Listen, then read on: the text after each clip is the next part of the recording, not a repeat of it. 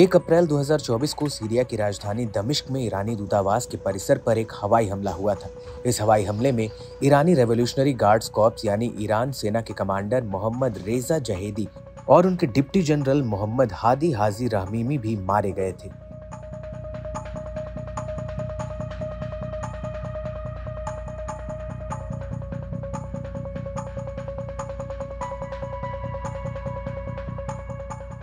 इस हमले के जवाब में ईरान ने 13 अप्रैल 2024 को लेबनान के हिजबुल्लाह और यमन के हूती के साथ मिलकर इजरायल पर सीधा हमला किया था।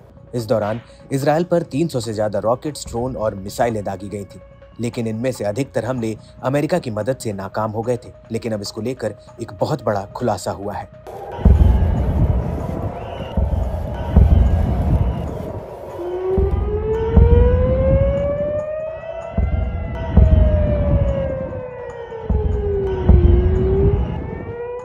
दरअसल ईरानी सेना की एरोस्पेस फोर्स के मुखिया अमीर अली हजीजादे ने दावा किया है कि उस वक्त इजरायल ने ईरानी सेना के पास सीधा संदेश भेजकर कहा था कि ईरान सीरिया में दूतावास के जवाबी हमले से बचे। इसके बदले में वो गाजा में समझौता करने के लिए तैयार है।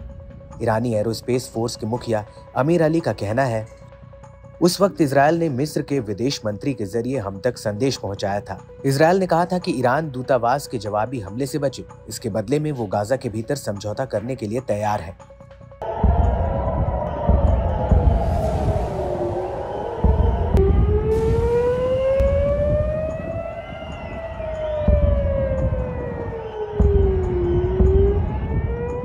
हालांकि ईरानी सेना के इस दावे पर इजरायली पीएम बेंजामिन नेतन्याहू की कोई प्रतिक्रिया नहीं आई है और मिस्र के अधिकारियों ने भी इस पर कोई टिप्पणी नहीं की है। आपको बता दें कि जिस वक्त ईरान ने इजरायल पर हमला किया था, उस वक्त इजरायल ने कहा था कि इस हमले में उसे सिर्फ मामूली नुकसान हुआ है। वहीं ईरानी एरोस्पेस के मुखिया हजीजादेह ने न्यूज एजेंसी तासनीम से कहा था, इजरायल के आयरन डोम को चकमा देने के लिए हमें कई मिसाइलों का इस्तेमाल करना पड़ा था। हमने अपनी सैन्य क्षमता का 20% हिस्सा इस हमले में इस्तेमाल किया था।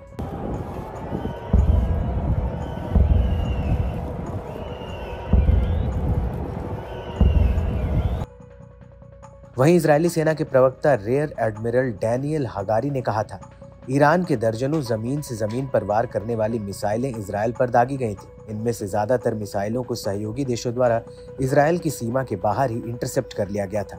इसमें 10 से ज्यादा क्रूज मिसाइलें भी शामिल थी।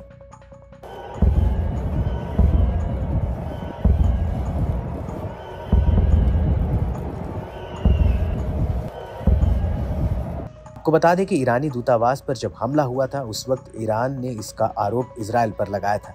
हालांकि इजरायल ने न तो इस हमले की जिम्मेदारी ली थी और न ही इससे इनकार किया था, और इस हमले के बाद से ही दोनों देशों के बीच सीधी जंग छिड़ने की आशंका जताई जा रही थी, क्योंकि ईरान पहले से ही हिजबुल्लाह और हमास को इजरायल के खिलाफ सपोर्ट कर रहा है।